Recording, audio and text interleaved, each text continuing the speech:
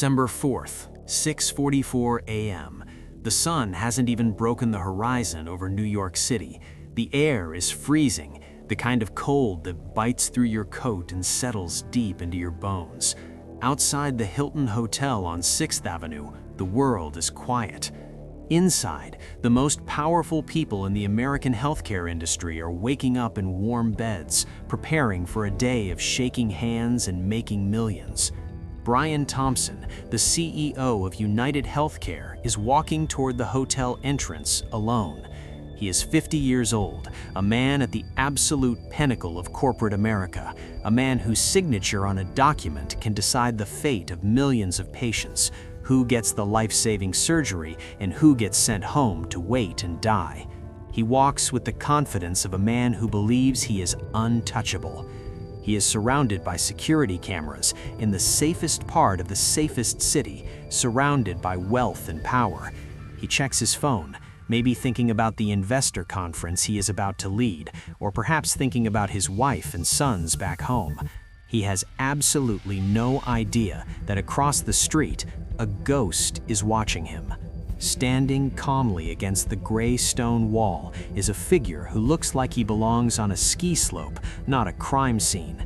He is wearing a cream-colored jacket, a black mask covering the lower half of his face, and a hood pulled tight.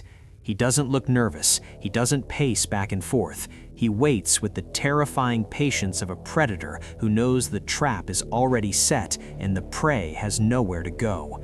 As Thompson approaches the revolving doors, the ghost moves. He doesn't run. He walks with a chilling, deliberate purpose. He steps up behind one of the most powerful men in the country and raises his right hand. In his grip is a weapon that looks like a nightmare from a science fiction movie, a gray, jagged, suppressed pistol that shouldn't exist.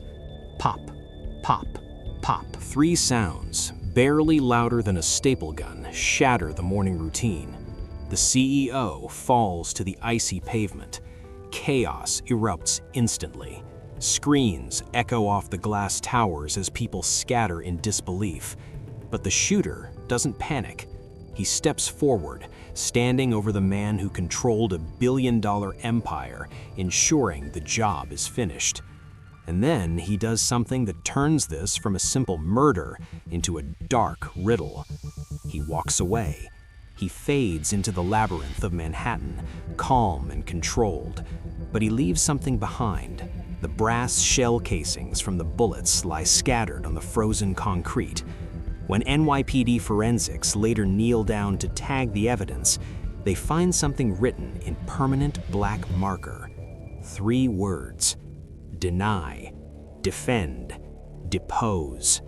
This wasn't just a hit, it was a message, a verdict.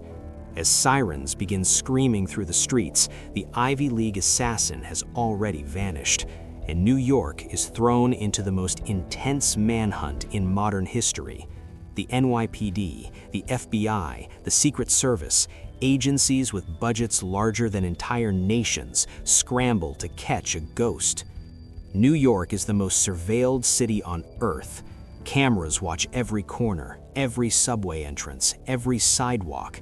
Yet this man moves through blind spots like he has memorized the city's nervous system. He doesn't run like a panicked amateur. He moves with discipline, precision. He heads underground, into the subway. He exits near a bus station. He changes clothes, pays cash, no credit cards, no digital trail. In 2024, he operates like a spy from the 1980s. The media explodes. News channels loop the same grainy CCTV image of a man in a cream jacket. The theories spiral. A corporate hitman? A fired employee? A political extremist? But the evidence later found would only deepen the mystery. A police dog discovers a discarded backpack in Central Park. Inside, investigators find Monopoly money, a prepaid SIM card, a fake ID. It feels like a taunt, like the killer is mocking the institutions hunting him. Fear spreads through corporate America. Executives cancel flights. Private jets stay grounded. Security details double overnight. The question everyone is asking is terrifyingly simple. Is there a list? But while CEOs hide behind glass and steel, the killer is already gone, sitting quietly on a Greyhound bus, watching snow fall outside the window. The manhunt stretches across states, New York, Atlanta, then Pennsylvania. Slowly, a psychological profile begins to emerge, and it shatters every stereotype. This isn't a gangster, this isn't a desperate criminal. This is someone intelligent, calculated, educated. Digital forensics finally catch a break. A burner phone signal traces to a bus heading west.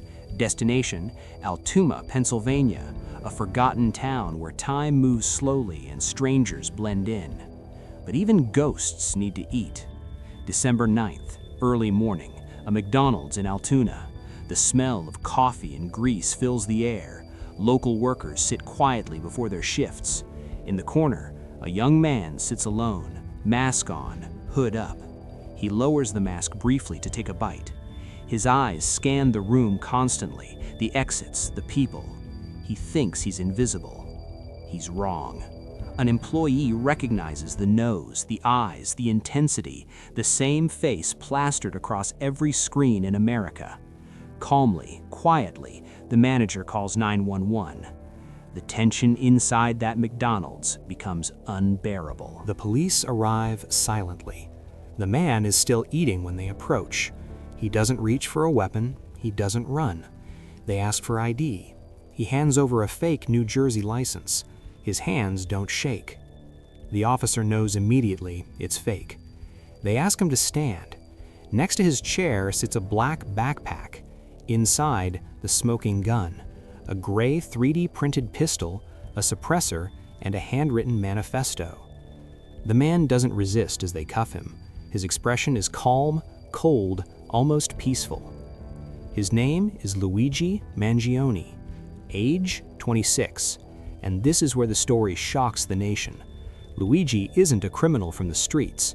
He's a valedictorian, an Ivy League graduate from the University of Pennsylvania, a wealthy kid from Maryland, a master's degree in computer science, a golden boy with every advantage in life.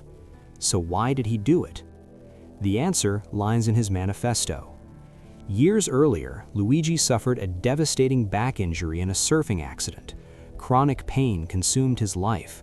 He needed surgery, he needed care, but according to his writings, insurance companies denied him again and again, delayed, rejected, reduced to numbers on a spreadsheet. He called the healthcare system a parasite, a machine that feeds on suffering to maximize profit. The words on the shell casings weren't random. Deny the care, defend the profit, depose the patient. Luigi didn't see himself as a murderer. He saw himself as a soldier, a man striking back at a system he believed was killing people slowly. When the news broke, something unprecedented happened. Instead of universal outrage, the internet erupted in support. Hashtags like Free Luigi trended worldwide. Millions didn't see a killer, they saw an avenger, someone who finally punched back at a system that had denied them medicine, bankrupted their families, and let loved ones die. Merchandise appeared overnight, shirts reading "Deny, Defend, Depose." Luigi became a folk hero. But there is another side. Brian Thompson was a human being, a husband, a father of 2 sons. He was doing a job inside a system that existed long before him. He was executed on a sidewalk while his family waited for him to come home for Christmas. So we must ask the hardest questions. Is murder ever justified? Can violence be moral if the system is immoral? If we cheer for killing executives, where does it end? As Luigi sits in a cell on Rikers Island awaiting trial, he remains defiant. In court, he looks directly into the cameras. He calls the system an insult to intelligence. He plans to put American healthcare itself on trial. The shots fired that cold December morning didn't just kill a man. They exposed a wound in society that refuses to heal. So I leave this case with you, detectives. Is Luigi Mangione a narcissist playing God, or a broken man crushed by a broken system? In true crime, nothing is black and white. It's always a shade of gray. Stay safe, keep your eyes open, and never trust a quiet street.